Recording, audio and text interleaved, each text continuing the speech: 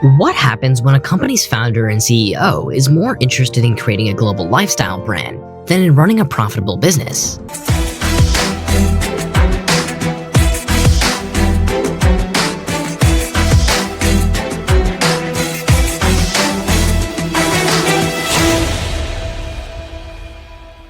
The answer is WeWork, the real estate firm that, from the outside, was the perfect example of a Silicon Valley hype.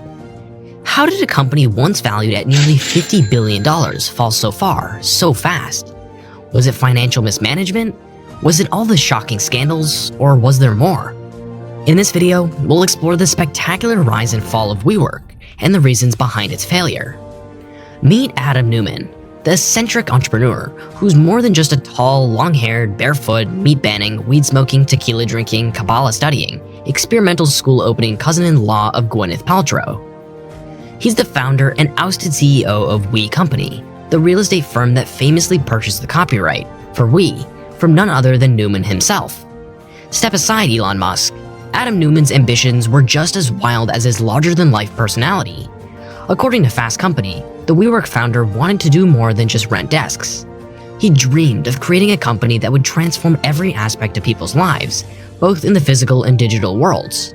From residential housing to education, Neumann envisioned a future where we dominated everything from sleep to banking. While some of these ideas may never come to fruition, perhaps he was right to think beyond the typical office space model. Unfortunately, the company he built is now in crisis. It was a spectacular fall from grace for WeWork.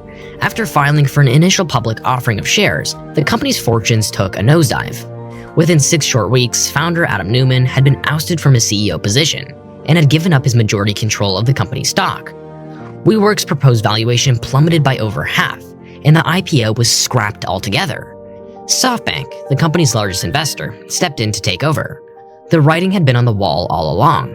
WeWork's extravagant projections for the shared office space market, which counted anyone with an office job in a US city with a WeWork as a potential member, were far too optimistic.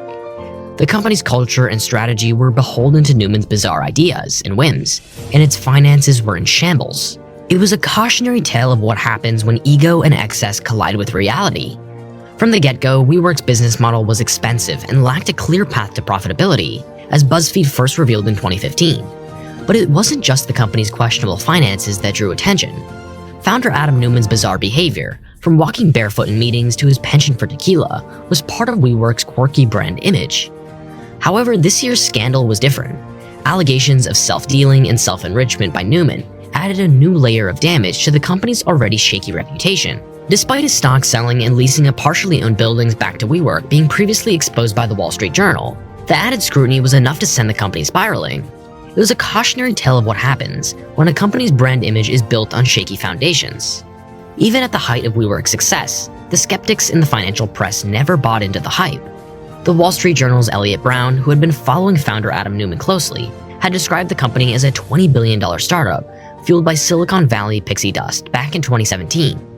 Brown had called out Neumann's attempt to rebrand office space subleasing as a physical social network and expressed doubts about the company's actual worth. Yet, despite the doubts from those in the know, WeWork's valuation continued to soar. At its peak, the company was valued at a staggering $47 billion, and was even told by Morgan Stanley that it could be worth over $100 billion. It was a classic case of a company relying on Silicon Valley hype, rather than sound business fundamentals.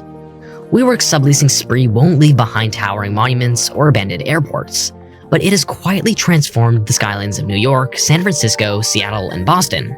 Their discrete signs and logos now mark the already existing infrastructure that has been infused with billions of dollars.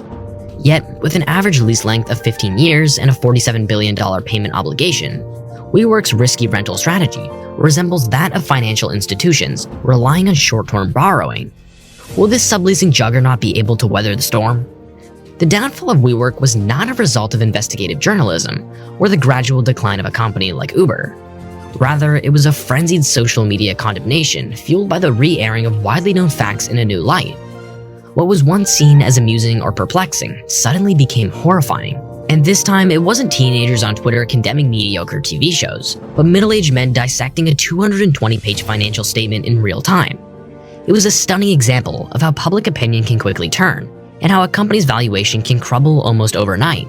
The larger-than-life figure of Adam Neumann, with his barefooted eccentricity and grand visions, led the company on a wild ride that ultimately crashed and burned in a frenzy of public condemnation.